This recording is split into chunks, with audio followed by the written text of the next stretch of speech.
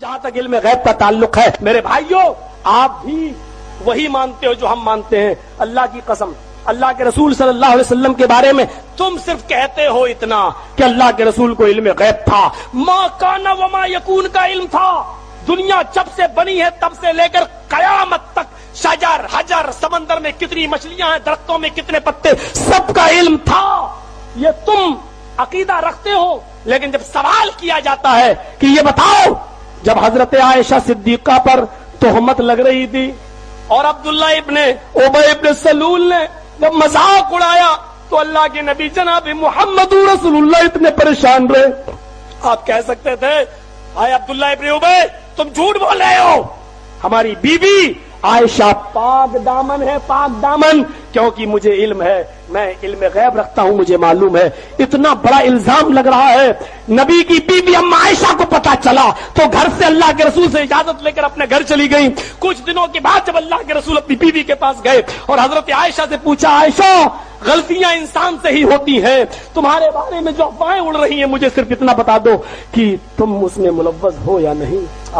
ایک نبی اپنی بیوی سے پوچھ رہا ہے اور تم کہتے ہو عالم الغیب، عالم الغیب۔ ذرا مجھے بتاؤ یہ کون سا علم غیب تھا؟ نبی اپنی بیوی کے دہانے پر اور سراہنے پر بیٹھے ہوئے ہیں اور پوچھ رہے بیوی تمہارے بارے میں ایسے الزام، مجھے بتاؤ۔ حضرت عائشہ ایک ہی جواب دیتی ہے، اے اللہ کے رسول، اگر میں آپ سے یہ کہہ دوں کہ ہاں میں نے یہ کام کیا ہے اور میرا اللہ جانتا ہے کہ میں اس سے بالکل پاک دامن ہوں، تو ابھی آپ فوراً میری بات مان لیں گے، کیونکہ یہ بات ہی ایسی ہے اور لوگوں نے اتنی اڑا دی ہے کہ اس کے بارے میں آپ کا دل جم گیا ہے۔ ابھی میں کہہ دوں ہاں مجھ سے یہ کام ہوا ہے تو ابھی آپ مان لیں گے، اور اگر میں یہ کہہ دوں کہ میں نے نہیں کیا اور میرا اللہ جانتا ہے کہ میں نے نہیں کیا، تب بھی آپ کو بھی اتنی جلدی یقین آنے والا نہیں، کیونکہ لوگوں نے اس کے خلاف بہت سی باتیں آپ کے دل میں بٹھا دی ہیں۔ میرے معاملے میں اللہ کے سپرد کرتی ہوں، بس میرا معاملہ بہت جلدی اللہ آپ پر منکشف کر دے گا، اللہ ہی آپ کو باخبر کر دے گا۔ حضرت عائشہ فرماتی ہے مجھے یہ امید نہیں تھی، اتنا تو میں جانتی تھی کہ اللہ تعالیٰ ضرور میرے نبی کو خواب میں دکھلا دے گا کہ میں پاک دامن ہوں، لیکن مجھے یہ امید نہیں تھی کہ میرے بارے میں قرآن کی آیتیں نازل ہوں گی۔ اللہ میری برات اور پاک دامنی کے لیے جبرائیل کو بھیج کر 18 آیتیں نازل فرمائے گا۔ اللہ کے رسول وہی بیٹھے ہوئے، پیشانی پہ پسینہ آنے لگا۔ اما عائشہ سمجھ گئی کہ اللہ کے رسول پر جب وحی آتی تھی تو ایسا ہی حال ہو جاتا تھا، سخت سردیوں میں پسینہ آنے لگتا تھا۔ اللہ کے رسول بیٹھے ہیں، پسینہ ٹپک رہا ہے، آپ بوجھل، آپ بھاری سے ہو گئے، آپ کا سر بوجھل ہو گیا۔ حضرت عائشہ سمجھ رہی ہیں، ابو بکر صدیق گھبرا گئے، ان کی بیوی یعنی اما عائشہ کی ماں گھبرا گئی، پتہ نہیں جبرائیل کون سی خبر لے کے آ رہے ہیں، پتہ نہیں میری بیٹی کے بارے میں کیا اللہ بتائے۔ لیکن حضرت عائشہ فرماتی ہے کہ میں بالکل نہیں گھبرائی، اس لیے کہ جب میں نے یہ کام کیا ہی نہیں تو میں کیوں گھبراؤں۔ تھوڑی دیر کے بعد جب 18 آیتیں نبی کے اوپر نازل ہو چکی تو اللہ کے رسول مسکراتے ہوئے اٹھے، کہنے لگے عائشہ خوش ہو جاؤ، اللہ تعالیٰ نے تمہاری پاک دامنی کا اعلان کر دیا، مجھے باخبر کر دیا، یہ آیتیں تمہارے بارے میں نازل ہوئی۔ حضرت عائشہ کی ماں کہنے لگی اے عائشہ اٹھو، جلدی اٹھو اور اللہ کے رسول کا شکریہ ادا کرو۔ تم کیا جانو قادری صاحب، تمہارے چیلے اور چپاٹے کیا جانے، تم نے ان کو اتنا بے وقوف بنا دیا ہے۔ حضرت عائشہ نے جو جواب دیا تھا وہ تمہیں بتاتا ہوں۔ حضرت عائشہ کی ماں کہہ رہی ہیں تمہارے بارے میں قرآن کی آیتیں نازل ہوئی، اللہ نے پاک دامنی کا اعلان کر دیا، عائشہ تم نے اٹھو اور نبی کا شکریہ ادا کرو۔ حضرت عائشہ نے یہ کہہ کر ٹھکرا دی اپنی ماں کی بات، میں نبی کا کیوں شکریہ ادا کروں، میں محمد رسول اللہ کا کیوں شکریہ ادا کروں، یہ بھی تو انہی لوگوں کے باتوں میں آ رہے تھے، میں تو شکریہ اس ذات کا ادا کروں گی جس نے میری پاک دامنی کا اعلان کیا، میں بھی شکریہ اس کا ادا کروں گی جس نے مجھے پاک دامن ثابت کر دیا۔ بیوی رسول اللہ کے شکریہ کو ریجیکٹ کر رہی ہے اور اللہ کا شکریہ ادا کر رہی ہے، تم غور سے پڑھو تمہیں سب وہابی نظر آئیں گے۔ سورہ نور میں اللہ تعالیٰ نے جو احکام فرمائے، دیکھیں چند احکام میں بتا دیتا ہوں۔ اس سورے میں جو ہے ام المومنین عائشہ صدیقہ رضی اللہ تعالیٰ عنہ کی برات، آپ کی پاکی کا بھی ذکر آیا ہے۔ منافقین نے آپ پر تہمت لگائی تھی۔ ایک بار حضور صلی اللہ علیہ وسلم جہاد میں تھے، غزوہ بنی مستلق، وہاں سے واپسی کے وقت ام المومنین ساتھ میں ہوا کرتی تھی، کوئی نہ کوئی حضور کی زوجہ ساتھ جاتی تھی۔ تو واپسی کے وقت جب ام المومنین کی عمر بہت چھوٹی تھی، حضرت عائشہ صدیقہ رضی اللہ تعالیٰ عنہ کی عمر تقریباً 13-14 سال کے آس پاس تھی. واپسی کے وقت، جہاد سے واپسی کے وقت راستے میں ایک جگہ قافلہ رکا تو اونٹ کے اوپر ایک کجاوا یعنی ایک خیمہ لگایا جاتا تھا ازواج مطہرات کے لیے، ام المومنین کے لیے پردے کا انتظام ہوتا تھا. وہ کیسا ہوتا تھا؟ ایک چھوٹا سا حجرہ، ایک جھوپڑی ٹائپ، اسے اٹھا کر کے رکھتے تھے، باندھتے تھے اونٹ کے اوپر، اور پھر جہاں اونٹ بیٹھ جائے وہ اٹھا کر کے پھر زمین پر رکھا جاتا تھا. تو کجاوا اٹھا کر کے زمین پر رکھا گیا. رات کو جو ہے وہاں قیام ہوا تھوڑی دیر کے لیے. ام المومنین اپنی حاجت کے لیے اتری. ان کا سونے کا ہار جو ہے کہیں گر گیا تھا، تو وہ ڈھونڈنے کے لیے نکلی. تو اتفاق سے جو ہے اچانک واپسی کا اعلان ہو گیا کہ چلو. تو صحابہ جو اٹھاتے تھے کجاوا، وہ خیمہ، وہ جھانک کر کے دیکھتے نہیں تھے کہ اندر ہے یا نہیں. کجاوا اٹھایا گیا، اونٹ پر رکھ دیا گیا. ان کے دل میں یہ تھا ام المومنین اندر ہیں، بیٹھی ہیں. جبکہ ام المومنین عائشہ صدیقہ رضی اللہ تعالیٰ عنہا وہ اپنے گلے کا ہار کچھ ڈھونڈنے کے لیے باہر نکلی ہوئی تھی. قافلہ چل پڑا، چلا گیا قافلہ. حضرت عائشہ واپس آ کر کے دیکھیں کچھ بھی نہیں، نشان بھی نہیں، سب جا چکے. تنہائی رات کی، کوئی وہاں پر راستے میں نہیں ہے. تو ایک جگہ اوٹ میں بیٹھی، نیند لگ گئی، آپ سو گئی وہیں پہ. اس وقت ہوتا یہ تھا کہ قافلے جب چلتے تھے تو کسی ایک صحابی کو پیچھے چھوڑ دیا جاتا تھا. وہ پیچھے سے چلتے ہوئے آتے تھے، قافلے کا کچھ بھی گرا ہوا سامان ہو تو وہ اٹھا کر کے لے آتے تھے. تو وہ پیچھے سے چلنے والے صحابی، قافلے سے ان کا ڈسٹینس ہوتا تھا تھوڑا سا. حضرت صفوان رضی اللہ تعالیٰ وہ پیچھے سے آ رہے تھے. صبح صبح کا وقت تھا. انہوں نے دیکھا کہ یہاں کوئی خاتون سوئی ہوئی. قریب جا کر کے دیکھا تو کہنے لگے اللہ اکبر، یہ تو ام المومنین ہے. حضرت عائشہ صدیقہ رضی اللہ تعالیٰ عنہ کے قریب پہنچے تو بیدار ہو گئیں. پردہ کیا، پوچھا کہ ماں یہاں کیسے؟ کہنے لگی میں فلاں چیز ڈھونڈنے کے لیے نکلی تھی، قافلہ چل پڑا، میں رات کے اندھیرے میں اکیلی کیسے چلتی؟ حضرت صفوان رضی اللہ تعالیٰ عنہ اپنے ساتھ سفر میں ان کو لے کر چلے.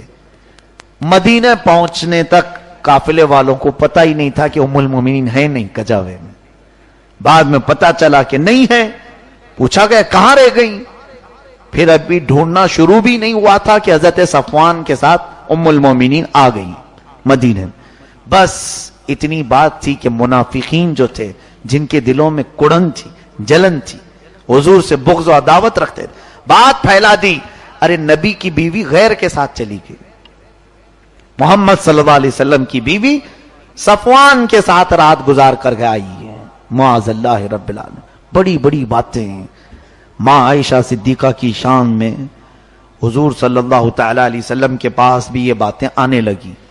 حضور نے پوچھا اے عائشہ کیا معاملہ ہے؟ انہوں نے بتایا یہ معاملہ ہے. عمر بھی کم تھی حضرت عائشہ کی. رسول کریم صلی اللہ علیہ وسلم کو کئی لوگوں سے یہ باتیں سننے میں آئیں تو حضور صلی اللہ علیہ وسلم نے حضرت عائشہ سے کچھ بات ہی نہیں کی. وہ وقت بڑا ڈیفیکلٹ تھا حضرت عائشہ کے لیے، بہت ڈیفیکلٹ تھا. آپ کہتی ہیں کہ میں رو رو کر کے آنکھیں سجا چکی تھی.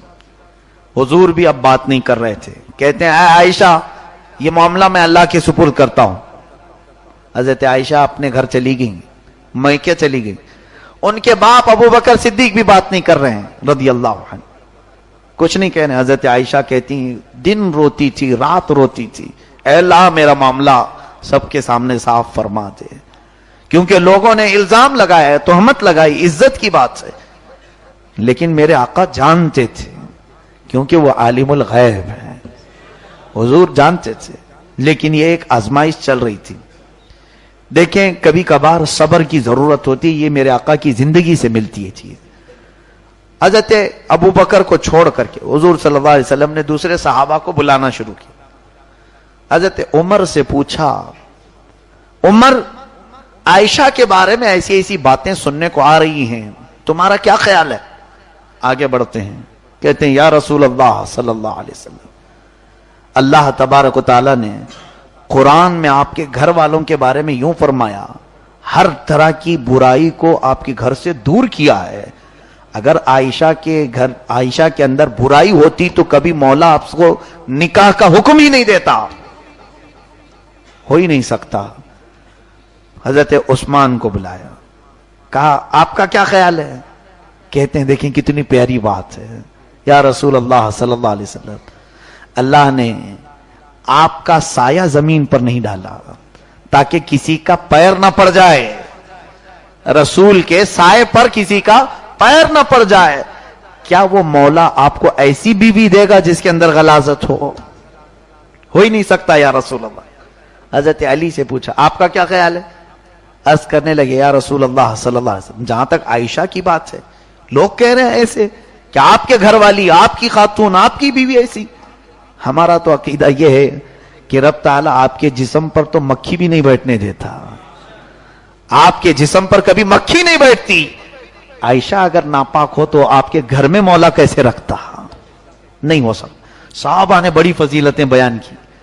حضور صلی اللہ تعالی علیہ وسلم جو اس وقت ان سب سے پوچھ رہے تھے, یہ بھی جو ہے ایمان اور نفاق کی بات تھی.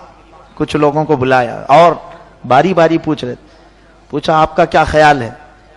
تو ایک صاحب نے کہا ہاں لوگ کہہ رہے ہو بھی سکتا ہے نہیں بھی ہو سکتا ہے, کیا معلوم, اندر کی بات ہے. یہاں سمجھ میں آ جاتا ہے دل میں جو چیز ہے نکل آتی. یہ ایمان کی پرکھ ہو رہی تھی, یہاں پر جانچ ہو رہی تھی. ایمان اسی کو کہتے ہیں, رسول کی ذات سے کوئی چیز ہو تو ناپاک ہو ہی نہیں سکتی. عقیدہ یہ کامل ہونا چاہیے. تو جتنے لوگوں نے یہ کہا تھا پہچان لیے گئے وہ کہ کس کے دل میں کیا ہے. ہاں لوگ تو کہہ رہے ہیں, اور عائشہ رات کو کیوں گئی تھی, ایسے ایسے باتیں بھی کچھ لوگوں نے کی. لیکن جو صحابہ تھے, اہل ایمان تھے, ان کو اللہ نے مضبوط ایمان عطا کیا تھا. چند دن ایسی گزرے, ایک مہینہ گزر گیا, تب اللہ تعالیٰ نے جبرائیل امین کے ذریعے آیتیں بھیجی. اللہ فرماتا ان الذین جاؤوا بالافک عصبۃ منکم لا تحسبوه شرا لکم بل هو خیر لکم. جو لوگ تہمت لگائیں آپ کے گھر والوں کے متعلق, اے محبوب اس کو آپ برا نہ سمجھیں, آپ کے حق میں بہتر ہی ہے, بہتر ہے. کیونکہ سبوں کے دلوں کی کڑن مولا تعالیٰ ظاہر کرنا چاہتا تھا. پتہ یہ چلا کہ نبی کا گھرانہ کسوٹی ہے ایمان کو ناپنے کی. جو اس طرف محبت کے جملے کہا وہ ایمان والا ہے, اور جس نے شک بھی کیا وہ منافق ہے. اللہ تعالیٰ فرماتا ہے والذی تولی کبرہ منہم لہ عذاب عظیم, میں تو ان کے لیے دردناک عذاب رکھا ہوں, بڑا عذاب. اب رہی بات یہ ان پر جو لگایا گیا تھا, عائشہ بری ہے ان تمام چیزوں سے. اللہ نے حضور کے گھرانے کی پاکی قرآن میں بیان کی. اب سنیے, جب یہ آیتیں نازل ہوئی تو حضرت ابو بکر صدیق دوڑتے ہوئے آئے عائشہ کے پاس. ایک مہینے کے بعد حضرت عائشہ کہتی ہیں میری آنکھیں سوج گئی تھیں, اتنے دن تک حضور سے بھی ملاقات نہیں ہو رہی تھی. کہا عائشہ مبارک ہو, اللہ کی آیتیں اتر گئی تمہاری شان میں, مولا نے پاکی بیان کر دی, جاؤ جلدی حضور سے ملو. عمر کم تھی, محبوبانہ انداز بھی تھا. کہا نہیں میں ان سے پہلے نہیں ملوں گی, پہلے میں میرے رب کا سجدہ کروں گی. حضور صلی اللہ علیہ وسلم خود لینے آئے حضرت عائشہ کو, اور اس کے بعد محبت سے اپنے گھر میں بٹھائے. اب اس کے بعد فرمایا عائشہ حضور اگر چاہتے تو پہلے ہی دن کہہ دیتے میری عائشہ پاک ہے, لیکن لوگ یہ کہتے اپنے گھر والے کی بات کر رہے ہیں, اپنی بیوی کی پاکی تو ہر کوئی بولے گا. اے عائشہ میں یہ چاہتا تھا کہ تمہاری برات میں ایسی چیز اترے کہ قیامت تک لوگ اس کو تلاوت کرتے رہیں. ہائے آج دیکھیں کروڑوں امام ہوں, کروڑوں مسجدیں ہوں, ہر جگہ جہاں پر بھی تلاوت ہوگی ہماری ماں کی پاکی بھی بیان ہو رہی ہوگی. عائشہ صدیقہ عفیفہ طیبہ طاہرہ رضی اللہ تعالیٰ عنہ کی پاکی بھی قرآن نے بیان کیا. حضور صلی اللہ تعالیٰ علیہ وسلم حضرت عائشہ صدیقہ رضی اللہ تعالیٰ عنہ کو یہ فرماتے ہیں اللہ نے تیرے حق میں قرآن کی آیتیں ایسی اتاری کہ صبح قیامت تک اب تیری پاکی ایمان والے بولتے رہیں گے. اللہ تبارک و تعالیٰ نفاق اور منافقین کے شر سے ہماری حفاظت فرمائے.